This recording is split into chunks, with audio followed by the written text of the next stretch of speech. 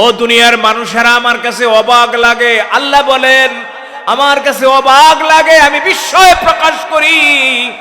তোমাদের কি হয়েছে, কি রূপে তোমরা সেই বিচার দিবসকে অস্বীকার করো, যেই দিন আমি আল্লাহ সুবহানাহু ওয়া তাআলা সবাইকে একত্রিত করব, যেখানে দাঁড়ানো ছাড়া কারো কোনো গত্যন্তর নেই। আমার দৃষ্টির সীমানায় প্রতিটি মানুষ চলে আসবে, আর আমি তাদেরকে সেদিন তাদের হাতের মধ্যে আমলনামাগুলো দিব। যেই ব্যক্তি ডান হাতে আমলনামা পাবে, সেই ব্যক্তি কামিয়াব হয়ে যাবে, হাসিতে বাগবাগ করতে হতে হতে জান্নাতে চলে যাবে। আর যার বাম হাতের মধ্যে আমি আমলনামা দিতে চাইব, তিনি বাম হাতে আমলনামা নিতে চাইবে না। আমি আল্লাহ তাআলা তার গাঁটটাকে মটকায়া দেব, এই বুকের মাঝখান দিয়ে আমি ছিঁড়ে ফেলবো, ছিঁড়ে ফেলবো। বাম হাতটাকে আমি সেই দিক দিয়ে ঢুকাইয়া মাথাটাকে পিছন দিকে ফিরাইয়া দিব। আমি বলবো, ইকরা কিতাবাকা কাফা বিনাফসিকা লিয়াউমা আলাইকা হাসিবা। আজকে তুমি তোমার আমলনামা পড়ো। আল্লাহ রাব্বুল আলামিন বলেন, আরাআইতাল্লাযী ইউকাযযিবু বিদ্দীন। আরাআইতাল্লাযী ইউকাযযিবু বিদ্দীন। হে রাসূল, আপনি কি তাকে দেখেন নাই? আপনি কি তাকে চেনেন না? যিনি দিনকে, যিনি বিচার দিবসকে, যিনি হাসরের ময়দানের প্রতিফল দিবসকে মিথ্যা প্রতিপন্ন করেন। ফাযালিকাল্লাযী ইয়াদুউল ইয়াতীম। তিনি তো সেই ব্যক্তি যিনি ইয়াতীমদেরকে গলা ধাক্কা দিয়ে বের করে দেয়। ওয়ালা ইয়াহুদ্দু আলা তুআমিল মিসকিন। মিসকিনদেরকে খাদ্য দিতে তিনি উৎসাহিত করে না। ফাওয়াইলুল লিল মুসাল্লিন। ওই সমস্ত মুসল্লিদের জন্য, নামাজীদের জন্য ধমক, বিনাশ। কাদের জন্য? আল্লাযীনা হুম আন সালাতিহিম সাহুন। যারা নামাজের মধ্যে, সালাতের মধ্যে শৈথিল্যতা প্রদর্শন করে, খাম খেয়ালির সাথে নামাজ আদায় করে। আল্লাযীনা হুম ইউরাউনা ওয়া ইয়ামনাউনাল মাউন। যারা মানুষকে দেখানোর জন্য নামাজ আদায় করে। সর্বশেষ আল্লাহ বলে, যারা নিত্য প্রয়োজনীয় বস্তু অন্যকে দিতে বারণ করে, তাদের জন্য ধ্বংস, তাদের জন্য বিনাশ। বলুন নাউজুবিল্লাহ। অত্যন্ত চমৎকার একটি দিক নির্দেশনামূলক সূরা। এই সূরাটি আমাদের মাঝে আমাদের সামাজিক দায় দায়িত্ব, আমাদের ইমানি দায় দায়িত্ব, আমাদের পরকালীন দায় দায়িত্ব, আমাদের মানবিক দায় দায়িত্বের কথা স্পষ্টভাবে তুলে ধরেছেন, ঠিক না বেঠিক? প্রথম নম্বর আয়াতে আল্লাহ তাআলা বলতেছেন, আরাআইতাল্লাযী ইউকাযযিবু বিদ্দীন। হে রাসূল, আপনি কি দেখেন নাই ওই ব্যক্তিকে যিনি বিচার দিবসকে মিথ্যা প্রতিপন্ন করে, অস্বীকার করে? দিন শব্দের একাধিক অর্থ কোরআনুল কারীমের মধ্যে এসেছে। যেমন আল্লাহ তাআলা বলেছেন, ইন্না দীনা ইনদাল্লাহিল ইসলাম। আল্লাহ তাআলার মনোনীত ধর্ম হলো কি? ইসলাম। এখানে দিন শব্দের অর্থ হলো জীবন ব্যবস্থা। এখানে দিন শব্দের অর্থ কি? জীবন ব্যবস্থা। এখানে দিন শব্দের অর্থ হচ্ছে ধর্ম। পৃথিবীতে মানুষ আসার আগে আল্লাহ তাআলা কতগুলো দিক নির্দেশনা সম্বলিত এক একটা কওমের জন্য পাণ্ডুলিপি রেডি করে রেখেছেন। সময় এবং অবস্থার আলোকে আল্লাহ তাআলা তখন সেই বিধিবিধানগুলো দিয়েছেন। কিন্তু আমরা সর্বশেষ নবী রাহমাতুল লিল আলামিন মুহাম্মদুর রাসূলুল্লাহ সাল্লাল্লাহু আলাইহি ওয়াসাল্লামের শেষ উম্মত হিসাবে সমস্ত দিনের মূল জুজকে নিয়ে আমাদের জন্য একটা পরিপূর্ণ জীবন ব্যবস্থা আল্লাহ তাআলা দান করেছেন। তার নাম হচ্ছে দ্বীন ইসলাম। সেটাকে এই আয়াতের মধ্যে বোঝানো হয়েছে, বলেন আলহামদুলিল্লাহ। অপরদিকে আমরা প্রতিদিন প্রত্যেকটি নামাজের মধ্যে সূরা ফাতিহা তেলাওয়াত করি কি করি না? কেউ যদি ইচ্ছাকৃত ভাবে সূরা ফাতিহা নামাজের মধ্যে তেলাওয়াত না করেন তাহলে তার নামাজ হবে না। আমি বলেছি না, রাসূল বলেছেন, রাসূল আকরাম সাল্লাল্লাহু আলাইহি সাল্লাম বলেছেন, লা সালাতা ইল্লা বিফাতিহাতিল কিতাব, সূরা ফাতিহা ছাড়া নামাজ হবে না। এখানে দাঁড়িয়ে আমরা প্রতিদিন বলি আলহামদুলিল্লাহি রাব্বিল আলামিন আর রহমানির রহিম মালিকি ইয়াউমিদ্দিন, মালিকি ইয়াউমিদ্দিন। এখানে দিন বলতে বিচার দিবসকে বোঝানো হয়েছে। যে দিনটির ব্যাপারে, যে দিবসটির ব্যাপারে সামান্যতম কোনো সন্দেহ শোভা নেই। আমার ওস্তাদ বলতেন, একজন ওস্তাদ, বাবা, যদি হাসরের ময়দানে বিচারের কোনো সিস্টেম না থাকতো, যদি হাসরের ময়দানে জবাবদিহিতার কোনো প্রসঙ্গ না থাকতো, তাহলে বাবারা তোমাদেরকে আমি নামাজের ব্যাপারে, রোজার ব্যাপারে, হজের ব্যাপারে, যাকাতের ব্যাপারে, দ্বীনের বিধিবিধান মানার ব্যাপারে তোমাদেরকে বলতাম না। যেহেতু মৃত্যুর পরে প্রতিটি মানুষকেই আলমে বরজাক থেকে, কবরের জগৎ থেকে হাসরের ময়দানে উপস্থিত হতে হবে, কারোরই সেখান থেকে ফাঁকি দেওয়ার কোনো সুযোগ নাই।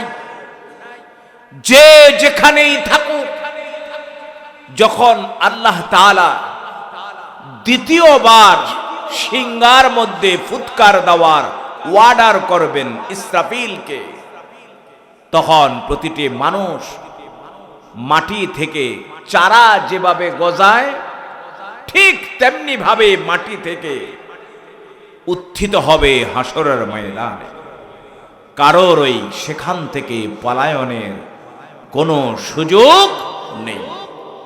আল্লাহ সূরা ইয়াসিনে বলতেছেন, ওয়ানুফিখা ফিস-সূরি ফাইযা হুম মিনাল আজদাসি ইলা রাব্বিহিম ইয়ানসিলুন। যখন সিংহার মধ্যে দ্বিতীয়বার ফুৎকার দেওয়া হবে, প্রতিটি মানুষ মাটি থেকে হাসরের ময়দানে উপস্থিত হবে। সবার আগে আপনার নবী, আমার নবী, প্যারা নবী, নবীদের নবী, সাইয়্যিদুল মুরসালিন, খাতামুন নবিয়্যিন মুহাম্মাদুর রাসূলুল্লাহ সাল্লাল্লাহু আলাইহি ওয়াসাল্লাম হাসরের ময়দানে উপস্থিত হবেন।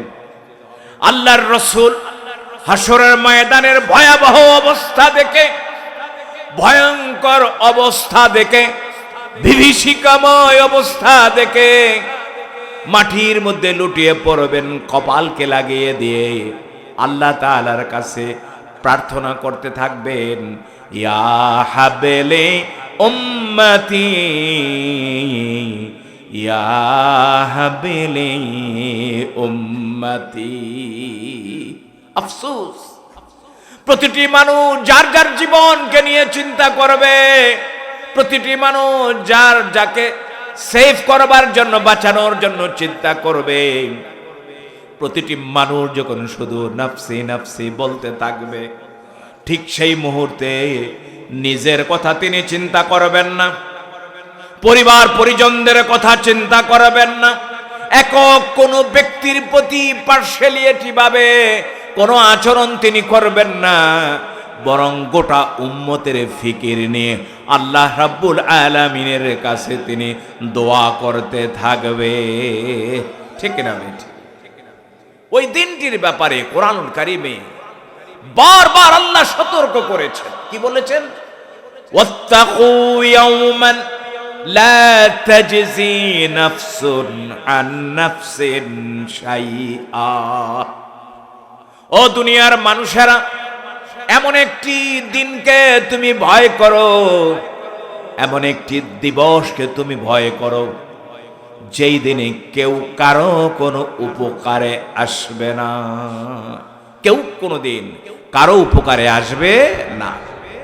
পৃথিবীতে যদি আপনার ফেভারে কোনো বিচার না আসে, আপনি ইচ্ছা করলে উকিল পরিবর্তন করতে পারেন।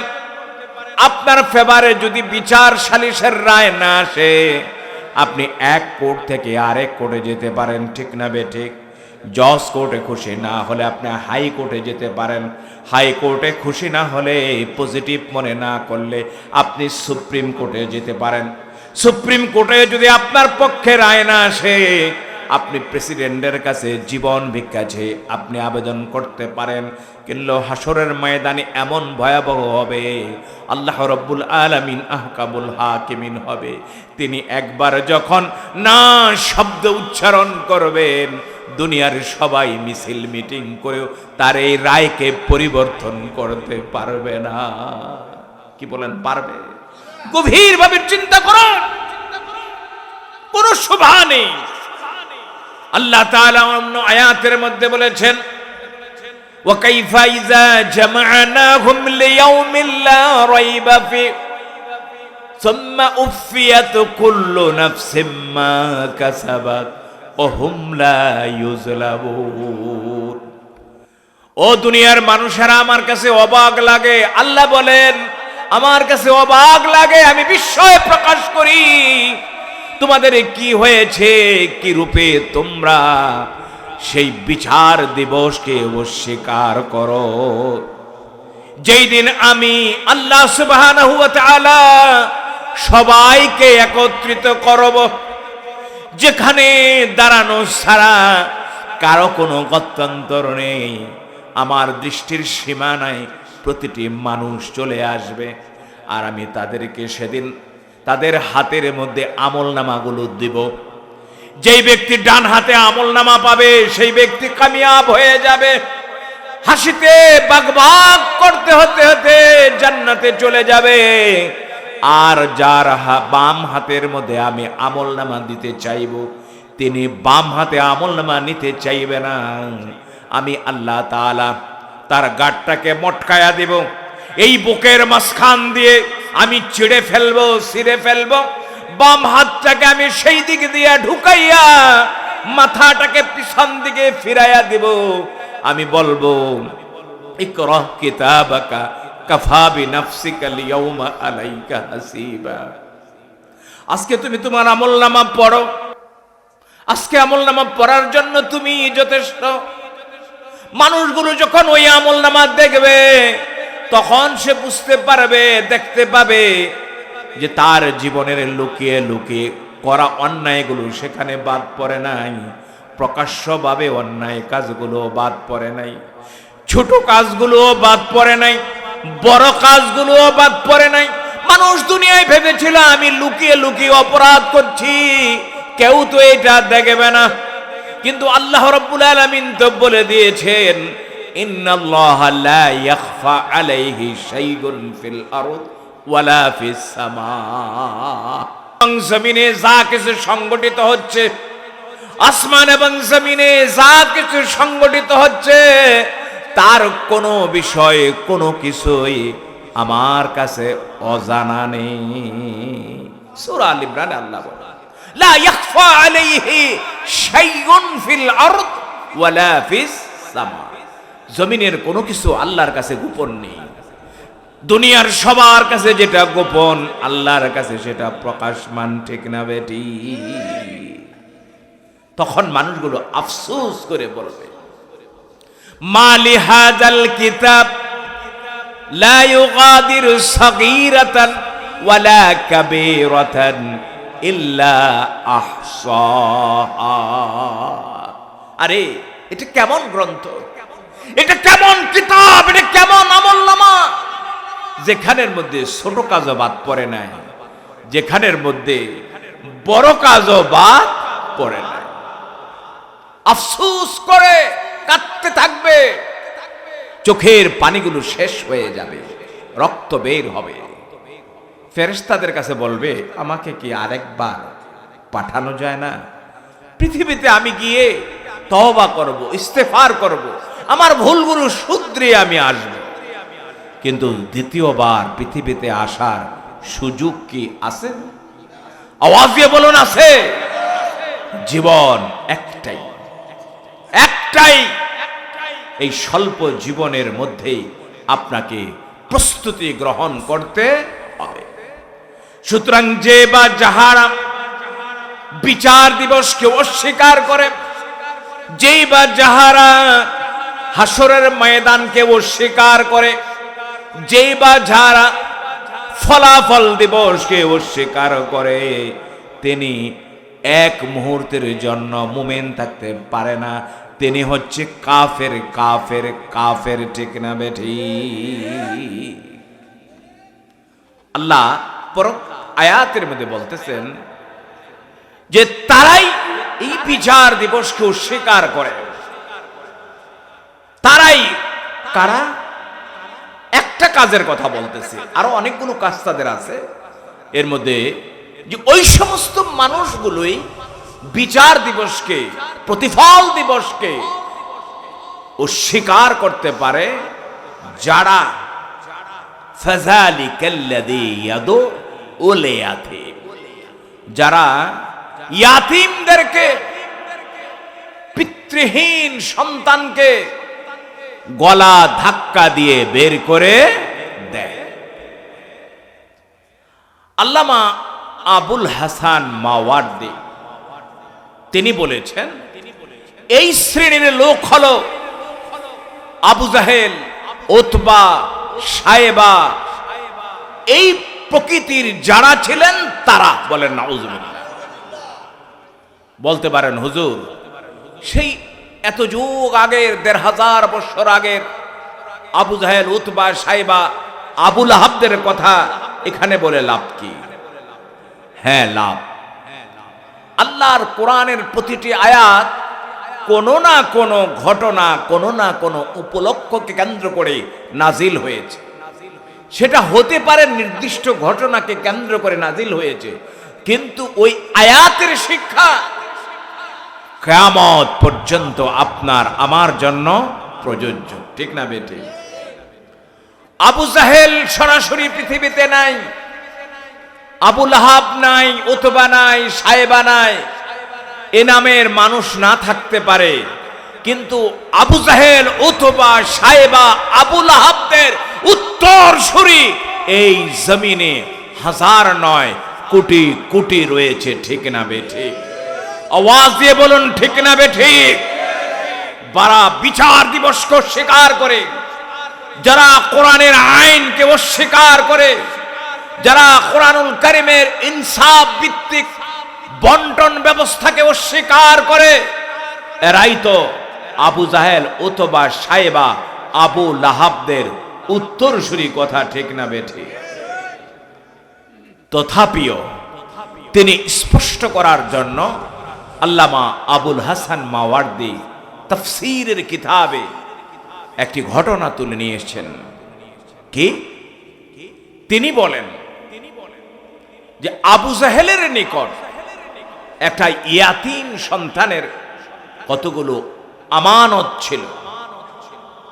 ইয়াতীম সন্তানের বাবা মৃত্যুর পূর্বে আবু জাহেলের কাছে কতগুলো মাল গচ্ছিত রেখে গেছেন। আমাদের দেশে গ্রামে গঞ্জে মাতবর, সর্দার, অনেক বিশিষ্ট জন থাকে। আমাদের চোখে, সমাজের চোখে অনেক সময় তাদেরকে মাতবর মনে হয়, সর্দার মনে হয়, শ্রেষ্ঠ মনে হয়, দামি মানুষ মনে হয়।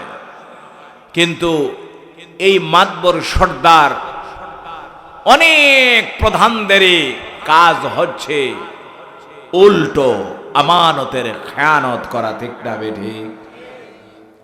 যাদের সাথে এ কাজ সংগঠিত হয় তারা ছাড়া অন্য কেউ তাদের বুঝবার সুযোগ নাই। কারণ হলো যারা এই আমানতের খেয়ানত করে, যারা ইয়েতিমের মাল আত্মসাৎ করে, যারা জায়গা জমি অন্যায়ভাবে দখল করে, যারা অন্যায়ভাবে মানুষের উপরে জুলুম নির্যাতন করে,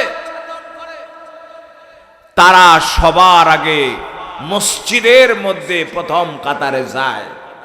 জুমার দিনে তাদের পাঞ্জাবির মার থাকে অন্য সকলের চাইতে অনেক বেশি, ঠিক না বেঠি? অনেকে গিলাও করে, কি সুন্দর। তাদের জন্য স্পেশাল জায়নামাজও সামনে রাখা হয়।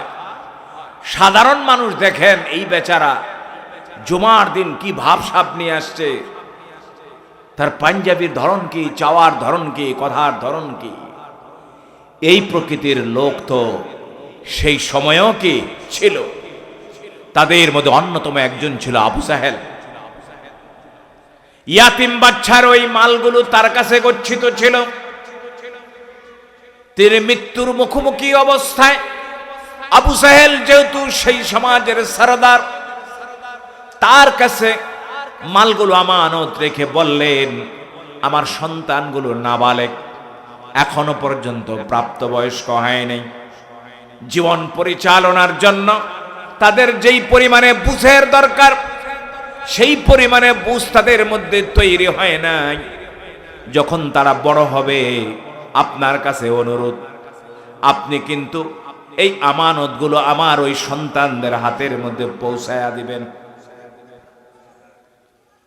কিছুদিন পরে এই খবর সন্তান জানতে পারলেন তার মায়ের কাছে।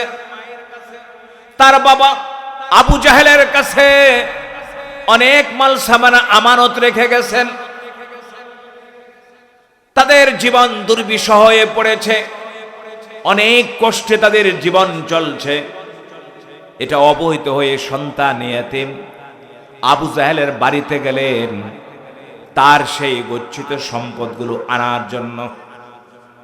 আবু জাহেলের বাড়িতে গিয়ে বললেন, চাচা, আমার বাবা মৃত্যুর পূর্বে আপনার কাছে অনেক সম্পদ আমানত রেখে গিয়েছিল। আমরা তো অত্যন্ত কষ্টে দিনাতিপাত করছি। তাফসীরের মধ্যে আসছে তার যে জামাটা পরিধান করা ছিল সেই জামাটাও বিভিন্ন জায়গা বিভিন্ন অংশে ছিঁড়া ছিল। অত্যন্ত অমানবিক জীবন যাপন তারা করতেছে।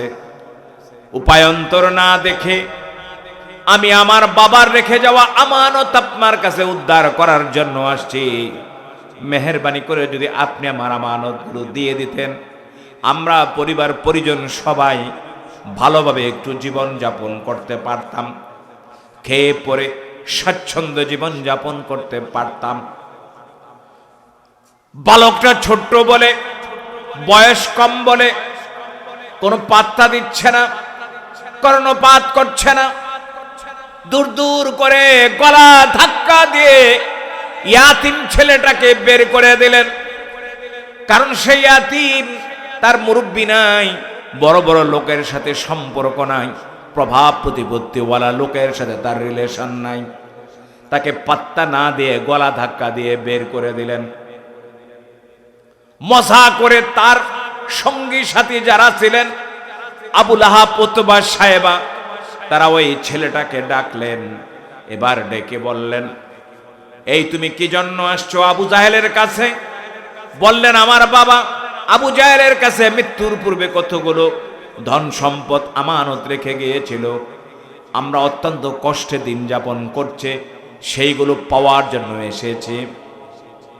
বললে, কি বলেছে? বলে, সে তো আমাকে কোনো পাত্তাই দিচ্ছে না। এবার তারা মজা করবার জন্য আপনার নবী, আমার নবী, বিশ্ব নবী, প্যারা নবী, রাহমাতুল আলামিন, ন্যায় এবং ইনসাফের প্রতীক, অন্যায়ের বিরুদ্ধে বলিষ্ঠ কণ্ঠস্বর, মুহাম্মাদুর রাসূলুল্লাহ সাল্লাল্লাহু আলাইহি ওয়াসাল্লামকে দেখায়া দিলেন, যাও ওই মুহাম্মাদের কাছে গিয়ে বলো মুহাম্মদ তোমার সম্পদগুলো সব উদ্ধার করে দিবে। তাদের ধারণাও ছিল না মুহাম্মদ এটা উদ্ধার করতে পারবে। তারা মূলত আপনার নবী আমার নবীকে অপমানিত করবার জন্য পরিকল্পনা নিয়েছে, ঠিক না বেঠিক? কিন্তু আল্লাহ সুবহানাহু ওয়া তাআলা তার হাবিবকে এক মুহূর্তের জন্য অপমানিত হতে দিবেন না। তার মর্যাদা আল্লাহ তাআলা আকাশচুম্বী করেছেন। আল্লাহ কোরআনে বলেই দিয়েছেন, ওয়া রাফা'না লাকা যিকরাক, আমি তার সম্মানকে, আমার হাবিবের মর্যাদাকে সবার উপরে বাড়িয়ে দিয়েছি। তোমরা যত রকমের কৌশল অবলম্বন করো না কেন, আমার হাবিবকে তোমরা ছোট করতে পারবে না, আমার হাবিবকে খাটো করতে পারবে না। কিন্তু তারা মজা করার জন্যই পাঠিয়েছে। তারা তাকিয়ে রয়েছে ছেলেটা কি বলে আর মোহাম্মদ কি অ্যান্সার দেয়। মোহাম্মদ সাল্লাল্লাহু আলাইহি সাল্লামের কাছে গিয়ে সে বলল, মোহাম্মদ সাল্লাল্লাহু আলাইহি সাল্লাম কে, তার সাথে আবু জাহেলের কি রিলেশন, কি সম্পর্ক, এটা ছেলেটাই জানতো না। যায় বললেন, এমন এমন ঘটনা, আমার বাবা মৃত্যুর পূর্বে কতগুলো আমানত রেখে গেছেন আবু জাহেলের কাছে, সে দিচ্ছি করে আমাকে ঘোরাচ্ছে। আমি আজ আসছিলাম, আমাকে সে পাত্তাই দিল না, গলা ধাক্কা দিয়ে বের করে দিয়েছে। আপনি মেহেরবানি করে এটা একটু উদ্ধার করে দেন। বিশ্বনবী রাহমাতুল লিল আলামিন ভীতু কাপুরুষের মতো কোনো ভূমিকা পালন করলেন না। আমাদের দেশে সবলের বিরুদ্ধে কোনো যদি অভিযোগ আসে, সমাজের বিভিন্ন মাতবররা সেটা এড়িয়ে চলে যাওয়ার চেষ্টা করে, ঠিক না বেঠিক? প্রভাবশালী লোকের বিরুদ্ধে কোনো নালিশ আসলে তারা এটা গ্রহণ করতে চায় না, 6-9 বুঝ দিয়ে তাকে বিদায় করে দেওয়ার চেষ্টা করে। বাবারে, যার বিরুদ্ধে নালিশ দিতেছ তিনি তো এমন না, তিনি এই না সেই না।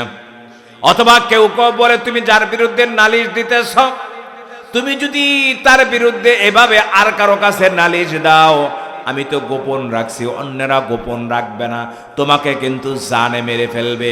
তুমি যদি বাঁচতে চাও তাইলে নিরাপত্তার জন্য দূরে কোথাও চলে যাও, তুমি তার কাছ থেকে কোনো কিছু চেয়েও না, ঠিক না বেটি? না না, ফন্দি করে তারা দূরে সরে যাওয়ার চেষ্টা চালায়। কিন্তু আল্লাহ রসুল যেমনি ভাবে দয়ার আধার, মায়ার আধার, উম্মতের জন্য, মুমিনদের জন্য, পক্ষান্তরে তিনি অত্যন্ত কঠোর। কাদের জন্য? অন্যায়ের বিরুদ্ধে, কাফির মুশরিকদের বিরুদ্ধে।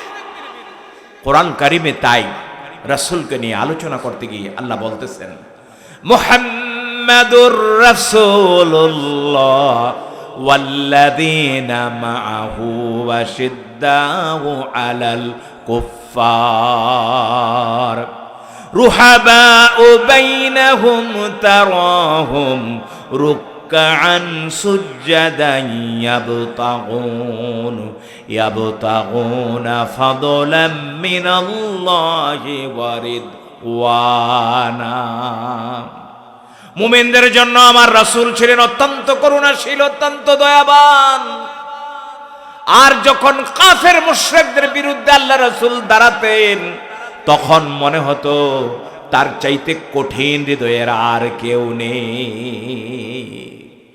এজন্য আমাদের উচিত রাসূলের পদাঙ্ক অনুসরণ করে অন্যায়ের বিরুদ্ধে আমাদের সোচ্চার হওয়া, মজলুম অত্যাচারিত মানুষের অধিকার আদায়ের জন্য বলিষ্ঠ কণ্ঠস্বর নিয়ে দাঁড়ানো, ঠিক না বেটে? আল্লাহ রাসূল ভীরু কাপুরুষতার পরিচয় দিলেন না, গড়িমসি করলেন না। কি বলো, আবু জাহেল তোমার অধিকার দিবে না, তোমার আমানত তোমাকে বুঝিয়ে দিবে না, এটা হতে পারে না, চলো এক্ষুনি যাব। আবু জাহেলের দুয়ারে গিয়ে দাঁড়ালেন। চাচা আবু জাহেল, লাব্বাইক, আমি উপস্থিত। বলেন না সুবহানাল্লাহ। আমি তো আসছি এই ইয়াতিম ছেলের আমানত আপনার কাছে উদ্ধার করার জন্য। এই ছেলের যতটুকু আমানত আপনার কাছে রয়েছে, এই ছেলের বাবা যা কিছু আপনার কাছে রেখে গেছে, আমি এই দুয়ারে দাঁড়ালাম, এই মুহূর্তে আপনি পুরো আমানত তার হাতের মধ্যে তুলে দিবেন। মুহূর্তের মধ্যে দেখলেন ভীত সন্ত্রস্ত হয়ে আবু জেহেল রোমের ভিতরে ঢুকে গেলেন। আবুল হাব, উতবা, সায়বারা তাকিয়ে রয়েছে। একজন সাধারণ দুর্বল প্রকৃতির মানুষের মতো মাথাটা নিচু করে ইয়াতিমের যে আমানত তার কাছে তার বাবা রেখে গিয়েছিলেন, পুরো আমানতটা এই ছেলেটার হাতের মধ্যে আইনা উঠায়া দিলেন। বলেন সুবহানাল্লাহ। এবার আবুল হাব, উতবা, সায়বারা এগুলো দেখেও বিশ্বাস করতে পারছেন না। বিষয়টা কি? এ তো প্রভাবশালী লোক আবুল হাব, উতবা, সায়বারা, কেউ আবু জেহেলের কাছে এটা চাইতে সাহস করলো না, আর মুহাম্মদ এটা উদ্ধার করে দিল। মুহাম্মাদের বিশ্বাস ছিল, আমি যদি ন্যায় এবং ইনসাফ কায়েমের জন্য, বঞ্চিত মানুষের অধিকার আদায়ের জন্য অগ্রসর হয়ে আমাকে সাহায্য করবেন আল্লাহ। সেই দীপ্ত ঈমান নিয়ে তিনি অগ্রসর হয়েছেন, সে পিছপা হওয়ার সুযোগ ছিল না। আবুল হাব, উতবা, সায়বা এসে তাকে জিজ্ঞেস করলেন, এটা আমরা কি দেখতেছি? সত্য দেখলাম না মিথ্যা দেখলাম? এ আবু জেহেল, আমি কি যা দেখছি তাই কি ঠিক আছে নাকি? তারা দেখো বিশ্বাস করতে পারছে না। তাফসীরের কিতাবের মধ্যে আসছে, আবু জেহেল বলেন, তোমরা যা দেখেছ সবই সত্য, সামান্যতম কোনো মিথ্যা নেই, সামান্য কোনো বানানো ঘটনা, রূপক ঘটনা না, সাজানো কোনো ঘটনা না। যখন আমার ভাতিজা মুহাম্মদ ইয়াতিমের হক উদ্ধার করবার জন্য আমার দুয়ারের মধ্যে দাঁড়াইলেন, আমাকে এসে বললেন ইয়াতিমের হকগুলো বুঝিয়ে দেওয়ার জন্য, তখন আমি দেখতে পেলাম আমার ভাতিজার মাথার উপর দিয়ে একটা হিংস্র প্রাণী, বিশাল বড় মুখ থাবা, তার মুখটাকে প্রশস্ত করে খুলে বারবার আমাকে শাসাচ্ছে, আমাকে বলছে, এই আবু জেহেল, তুমি জানোনি তোমার দুয়ারের মধ্যে কে দাঁড়িয়ে রয়েছে? ও আবু জেহেল, তুমি জানোনি তোমার কাছে কে সম্পদ উদ্ধারের জন্য এসেছে, আমানত উদ্ধারের জন্য এসেছে? তিনি কোনো সাধারণ মানুষ নয়, তিনি হচ্ছেন এই জমিনের শ্রেষ্ঠ মানব, আমার প্রিয় হাবিব, আল্লাহর প্রিয় হাবিব মুহাম্মাদুর রাসূলুল্লাহ সাল্লাল্লাহু আলাইহি ওয়াসাল্লাম। আওয়াজে বলুন সুবহানাল্লাহ। এই হিংস্র প্রাণীটা বারবার আবু জাহেলকে বলতেছে, এই যে আমি মুখের থাবা দিয়েছি, তুমি যদি এই মুহূর্তে ইয়াতিম বাচ্চার সমস্ত আমানতগুলো এই ইয়াতিমের হাতের মধ্যে তুলে না দাও, তাহলে তোমার পুরো দেহটাকে আমি হিংস্র প্রাণী পেটের ভিতরে গলদকরণ করে ফেলবো। আওয়াজ দিয়ে বলেন সুবহানাল্লাহ। আল্লাহু আকবার। আরো জোরে বলুন আল্লাহু আকবার।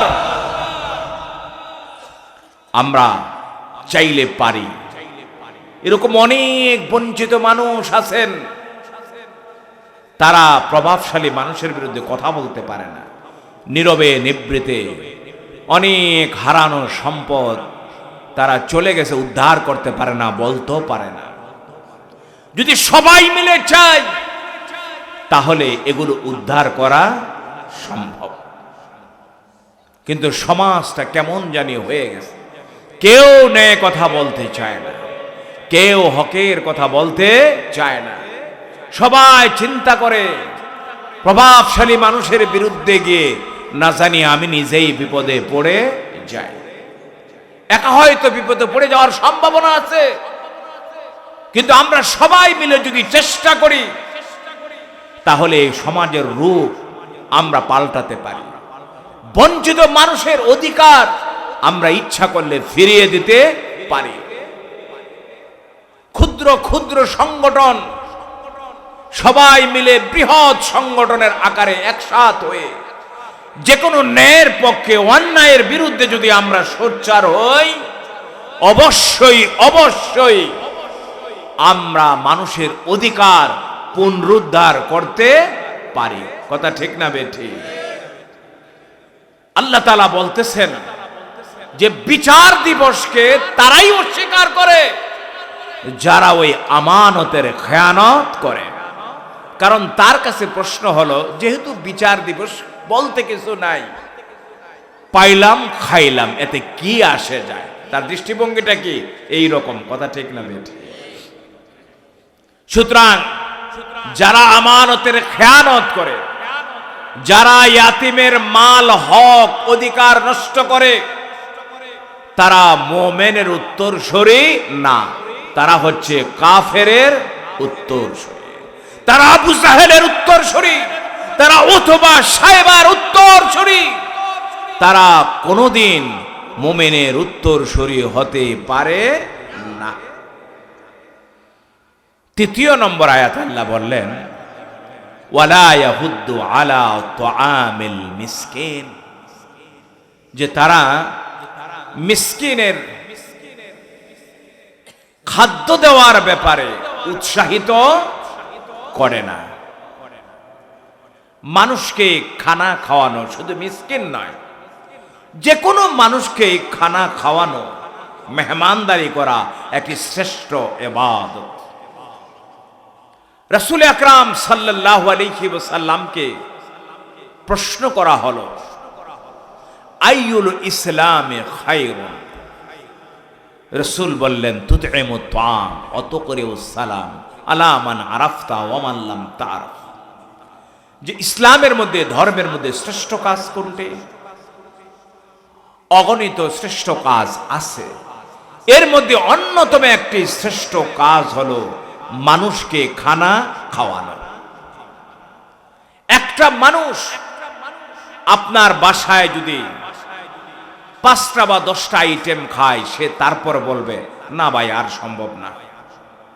এবং সেটা অনেক জায়গায় বলে বেড়াবে, ভাই রে গেছিলাম হাসান ভাইয়ের বাসায়, গেছিলাম মাওলানা সাহেবের বাসায়, এত আইটেম দিয়ে খাওয়াইছে, পেট একেবারে ভর্তি, আমি পরিতৃপ্ত, এ কথা আজও বলতে পারি না। টাকা দিয়ে মানুষকে কখনো আপনি সন্তুষ্ট করতে পারবেন না, খুশি করতে পারবেন না, কিন্তু খাবার দিয়ে, মেহমানদারি করে আপনি চাইলে খুশি করতে পারবেন। একটা মানুষের পিছনে 1000 2000 খরচ করেন, দেখবেন সে বলবে আর আমার দ্বারা সম্ভব না। 5টা আইটেমের জায়গায় 7টা আইটেম করেন, বলবে না আর আমার সম্ভব না। অনেক মানুষ আছে এই মেহমানদারির ব্যাপারে নিরুৎসাহিত করে, এটা হচ্ছে আম কথা। আবার অনেক মানুষ আছে মিসকিন নিঃস্ব মানুষদেরকে খাদ্য খাওয়ানোর ব্যাপারে নিরুৎসাহিত করে, এটা কোনো মুমিনের গুণাবলী হতে পারে না। আমরা ছোটবেলায় একটা কবিতা পড়েছিলাম, কি? হাসরের দিন বলিবেন খোদা, আমি ছিল অজ্ঞান,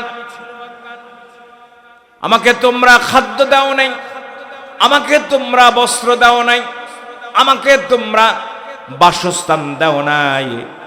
মানুষগুলো বলবে, আল্লাহ আপনি তো খানা খান না, আপনি তো পরিধেয় বস্ত্র গ্রহণ করেন না, আপনি তো আরাম বিশ্রাম গ্রহণ করেন না। তখন আল্লাহ তাআলা বলবেন, তোমাদের দুয়ারের মধ্যে মিসকিন গিয়েছিল, ইয়াতিম গিয়েছিল, দরিদ্র সহায় মানুষগুলো গিয়েছিল, তোমরা কি তাদেরকে খাবার দিয়েছ নি? তোমরা যদি সেদিন তাদেরকে খাবার দিতে, তাহলে সেই খাবার আমাকে খাওয়ানো হতো। বলেন সুবহানাল্লাহ। আগে অনেক কালচার ছিল, রমজান মাসে বাড়িতে বাড়িতে খতম। আমরাও এমন ফতুয়া হুজুররা দেওয়া শুরু করলাম, ফতুয়া দিতে দিতেন হুজুর গো নসিব, হুজুরই নষ্ট করে লাগছে। কথা ঠিক না বেটি? কিন্তু প্রথম আইসা অনেক হুজুরাই দেয় খুব গরম গরম ফতুয়া দেয়, পরে আস্তে আস্তে দেখে কি আবার সবই খায়। এরকম করা যাবে না প্রিয় ভাইয়েরা। মেহমানদারি শুধু খাদ্য খাওয়ানো নয়, মানুষের মাঝে সম্প্রীতি তৈরি করে, ভালোবাসা তৈরি করে, একসাথে খানা খাওয়া, এটা মানুষের মধ্যে মহাব্বত তৈরি করে। এমনিতেই রাসূল এটাকে শ্রেষ্ঠ কাজ হিসাবে আখ্যায়িত করেন নাই। আপনি শুধু খানা খেতে যাবেন কেন? আপনি এটাকে দাওয়াতের একটা মওকা মনে করেন। এক বাসায় দাওয়াত খেতে গিয়ে আপনি খবর নেন সেই পরিবারটার হালত কি, সেখানে পরিবার পরিজনের সদস্যরা নামাজ সঠিকভাবে আদায় করে কিনা, মা বোনেরা পর্দা করে কিনা, মা বোনেরা স্বামীর আনুগত্য করে কিনা, স্বামীর সাথে সুন্দর আচার আচরণ করে কিনা, পরিবারের মধ্যে স্বামী স্ত্রীর মধ্যে মহাব্বত আছে কিনা, সন্তান সন্ততির মধ্যে নামাজ জারি আছে কিনা। আপনি কিছু নসিহত করেন, তখন এটা মেহমানদারির মধ্যে সীমাবদ্ধ রইল না, এটা একটা দাওয়াতি কার্যক্রম হয়ে গেল, ঠিক না বেঠে? আপনার সাথে মহাব্বত তৈরি হবে। কিন্তু আমরা নানা রকমের কথা বলে আমরা সেই পরিবেশটাকে কি করে ফেলেছি? নষ্ট করে ফেলেছি। আসলে মোমেনের গুনাহ বলে না। তবে হ্যাঁ, 4 দিন 40 দিন বাধ্যগতভাবে ওই দিনই কোনো অনুষ্ঠান করতে হবে, এটা ইসলাম আজও বলে না। তৌফিক যদি থাকে আপনি মেহমানদারি ব্যবস্থা করতে পারেন, কিন্তু সবার কাছ থেকে টাকা তুলে এই অনুষ্ঠান করতে হবে এমন কোনো দিক নির্দেশনা নেই। কিন্তু আপনার তৌফিক আছে, আপনি আত্মীয় স্বজন সবাইকে নিয়ে একটু মেহমানদারি ব্যবস্থা করলেন, আল্লাহর কাছে সবাইকে নিয়ে দোয়া করলেন, বিষয়টা এভাবে হালকাভাবে চিন্তা করলেন, কোনো সমস্যা নেই। ভাই বোন ছেলে মেয়ে আত্মীয় স্বজন সবাই উপলক্ষ ছাড়া কিছুই হয় না। আমার বিশ্লেষণ দেখেছি যে যেদিন আপনার আমার বাবা মৃত্যুবরণ করেছে, সেদিন আপনার আমার মধ্যে যে আবেগটা কাজ করে, অন্যদিন সেই আবেগটা থাকে না। কারো স্ত্রী যেদিন মারা গেছে, কারো ভাই যেদিন মারা গেছে, সেই দিনের স্মৃতি, সেই দিনের আবেগ অন্য দিন থাকে না। রমজান মাসের সওয়াব আল্লাহ অন্য মাসে দেয় না। কি বলেন, দেয়নি? উপলক্ষ ছাড়া কিছু হয় না। হ্যাঁ, এটাকে বাধ্যগত মনে করা যাবে না, কিন্তু আপনি যদি মনে করেন আজকের দিনে আমার বাবা মৃত্যুবরণ করেছে, আমি কিছু নেক আমল করব, মানুষের মেহমানদারি করব, চাপ মনে না করে, শরীয়তের বাধ্যবাধকতা মনে না করে, নিজেও ভালো খেলেন, পরিবারের পরিজনকে নিয়ে মানুষের মেহমানদারি করলেন, ইয়াতিমদেরকে খানায় সামিল করলেন, দরিদ্র অসহায় মানুষকে খানায় সামিল করলেন। দোয়া হাত তুলে করা লাগবে না। ক্ষুধার্ত মানুষ যখন পেটের ভিতরে খাদ্য পাবে, অটোমেটিকলি তার অন্তর থেকে দোয়া বের হতে থাকবে। কথা ঠিক না বেঠি? সুতরাং ফতুয়া নিয়ে বেশি বাড়াবাড়ি না করাটাই কি ভালো। 4 নম্বরে আল্লাহ তাআলা একটি সুন্দর কথা বলতেছেন, যেটার সাথে আমরা সবাই জড়িত। ফাওয়াইলুল লিল মুসাল্লিন, ওই সমস্ত নামাজীদের জন্য ধ্বংস, বিনাশ। কাদের জন্য? আল্লাযীনা হুম আন সালাতিহিম সাহুন, যারা নামাজের মধ্যে শৈথিল্যতা প্রদর্শন করে, হেলামি করে, খামখেয়ালিপনা করে। আজান হয়ে গেছে, টাইম হয় নাই, পরে যাব, 1 রাকাত শেষ, 2 রাকাত শেষ, নামাজ পড়লো ঠিক, লাস্ট কাতারে গিয়ে শামিল। নামাজ পড়লো ঠিক, মোরগের ঠোকরের মতো রুকু সেজদাগুলো দিল। এমন নামাজে আছে কি নাই? নামাজের মধ্যে খুশু নাই, খুজু নাই। নামাজ পড়তে গিয়ে দুনিয়ার দোকানপাটের হিসাব করা শুরু করলো। নামাজ পড়তে গিয়ে বন্ধু বান্ধবের সমস্ত কাহিনী তার স্মৃতিপটে নিয়ে আসলো। নামাজ যেভাবে পড়া দরকার তাকওয়া পরহেজগারি নিয়ে, সেভাবে নামাজ পড়লো না। রাসূল বলেছেন, তুমি যখন নামাজ আদায় করবে, আনতা আবুদুল্লাহ কান্নাকা তারাহু ফাইন লাম তাকুন তারাহু ফাইন্নাহু ইয়ারাক, তুমি এমন ভাবে ইবাদত করবে যেন তুমি আল্লাহকে দেখতে পাও। বলেন সুবহানাল্লাহ। যেহেতু পৃথিবীতে এই চর্ম চোখে আল্লাহকে দেখা সম্ভব নয়, পরক্ষণে রাসূল বললেন, ফাইন লাম তাকুন তারাহু ফাইন্নাহু ইয়ারাক, তুমি এমন ভাবে নামাজ পড়ো যেন তোমার ভিতরে এই অনুভূতি থাকে যে আল্লাহ আমাকে দেখতে পাচ্ছে। আমি যখন উস্তাদের সামনে নড়াচড়া করি না, উপরস্থ কর্মকর্তার সামনে নড়াচড়া করি না, সুতরাং আল্লাহর সামনে তো নড়াচড়া করার কোনো প্রশ্নই আসে না। প্রিয় ভাইরা, সর্বশেষ বলব, হাসরের ময়দানে সবার আগে নামাজের হিসাব নেওয়া হবে। নামাজই যখন পড়লাম, নামাজটা যেভাবে পড়া দরকার সেভাবে খুশু খুজু হক আদায় করে যেন পড়তে পারি, সেই দিকে আমরা সচেষ্ট থাকব। আল্লাহ কারণ বলেছেন এই কথা, লোক দেখানোর জন্য নামাজ পড়বে না, হেলামি সহকারে তুমি নামাজ পড়বে না।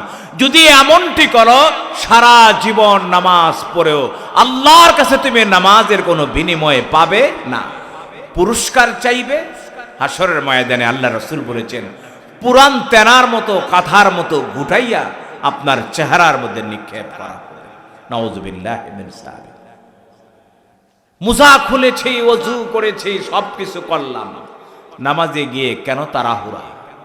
ঠিক মতো রুকু দিব, তাসবিহ আদায় করব, রুকু থেকে সোজা হয়ে ঠিক মতো দাঁড়াবো, দুই সিজদার মাঝখানে স্থির হয়ে বসবো, প্রতিটি মাসনুন দোয়াগুলো আমি পড়ার চেষ্টা করব। দুই সিজদার মাঝখানে কত সুন্দর দোয়া, আল্লাহুম্মা গফিরলি ওয়ারহামনি ওয়ারযুকনি ওয়াহদিনি। আল্লাহু আকবার। আল্লাহ রাব্বুল আলামিন নামাজের মধ্যে যতটা কাছে আসে, দুনিয়ার কোনো অন্য ইবাদতে এত কাছে আসে না, ঠিক না বেঠিক? আল্লাহ যখন নিকটে থাকে তখন যখন আপনি এই দোয়াটা করলেন, আল্লাহুম্মা গফিরলি, আল্লাহ আমাকে তুমি করে দাও, ক্ষমা করে দাও, অরযুকনি, আমার রিজিকের ফয়সালা করে দাও, ওয়াহদিনি, আমাকে তুমি হেদায়েত দাও, ওয়া আফিনি, আমাকে তুমি মাফ করে দাও। এর চাইতে শ্রেষ্ঠ দোয়া আর আপনার আমার জীবনে কি হতে পারে, ঠিক না বেঠিক? প্রত্যেকটি ইবাদতের মধ্যে যদি হক আদায় করে, এই দোয়াগুলো আদায় করে করে যদি নামাজটা আদায় করে, তাহলে সেই নামাজ অবশ্যই অবশ্যই হাসরের ময়দানে আপনার আমার জন্য জান্নাতের চাবি হবে, নচেত জান্নাতের চাবি হবে না।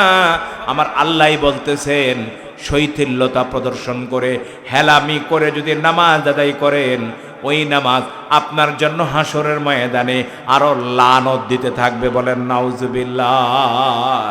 কাউকে দেখানোর জন্য নয়, কে কি বলবে এটার জন্য নয়, আমার আল্লাহ কি বলবে সেই চিন্তা করে আল্লাহর জিম্মাদারিগুলো আদায় করতে হবে। আল্লাযীনা হুম ইউরাউন, এটা বলেছেন। লাস্ট আয়াতের উপর অনেক কথা ছিল, কিন্তু সংক্ষেপে বলি, আল্লাযীনা হুম ইউরাউন ওয়া ইয়ামনাউনাল মাউন, তাদের জন্য ধ্বংস বিনাশ যারা নিত্য প্রয়োজনীয় পণ্য সামগ্রী বস্তু, কোদাল, কাঁচি, খন্তা, প্রতিবেশী মানুষ, একজনের প্রয়োজনে আরেকজনের দরকার, সবার বাড়িতে থাকে না। অনেক কৃপণ মানুষ আছে, কেউ কোদালটা চাইতে গেলে দিতে চায় না, ঠিক না বেটি? দেখছেন কোরআন ইসলাম কত সম্পূর্ণ, জীবনের সব প্রয়োজনের কথা এখানে তুলে ধরেছেন। সুতরাং আমরা এই কৃপণতা করব না। আমার কাছে যদি কোনো প্রয়োজনীয় একটি বস্তু থাকে যেটা দিলে আমার ভাইয়ের, আমার পার্শ্ববর্তী পরিবারের সহযোগিতা হবে, আমরা সেটা তার দিকে উজাড় করে দিব, পারবো না ইনশাআল্লাহ? আল্লাহ পাক আমাদের সবাইকে আজকের এই কথাগুলো আমল করবার তৌফিক দান করুন, বলে বলেন আমিন। সবাইকে আমার অন্তরস্থল থেকে আন্তরিক মোবারকবাদ জানিয়ে আপনাদের জন্য আল্লাহ রাব্বুল আলামিনের কাছে সুস্বাস্থ্য দীর্ঘ হায়াতের দোয়া রেখে বিদায় নিচ্ছি। ওমা তৌফিক ইল্লা বিল্লাহ। আসসালামু আলাইকুম ওয়া রাহমাতুল্লাহ।